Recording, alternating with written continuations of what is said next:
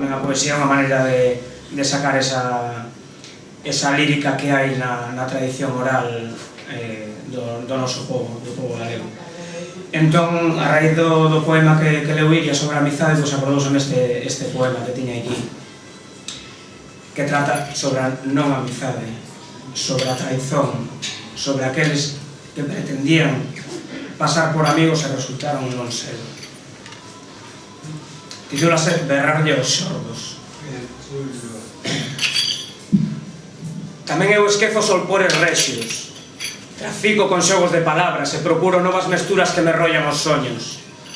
Regalo antónimos á porta dos colexios, a cambio de bellos insultos que reservo para os outonos. Retorzo olladas no fondo da celulosa, co desexo insán de provocar singularidades no meu universo. Curvaturas extremas, escuras nebulosas, acubillando monstros ridículos, diminutos insectos sanguinarios entre as tempas e os testículos no estalar dos dedos a compás ternario. Fora, a raíz de pedra que racha os tempos, a insultante melodía aborrecida, duplicando bellos paradoxos e contaminando as peles intocables e os podres alentos.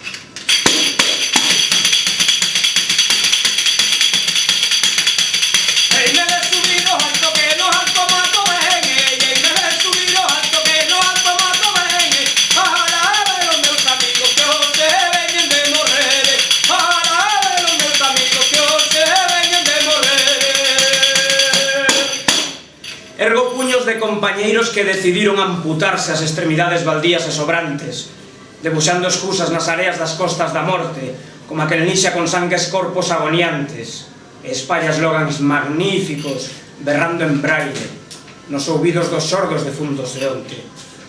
Que lles aproveite o cianuro con raña e vomiten en copas de alpaca, pero que non me conviden á festa. Que engulan mercurio para medirse a febre e se indixesten de tanto lamberse o seme.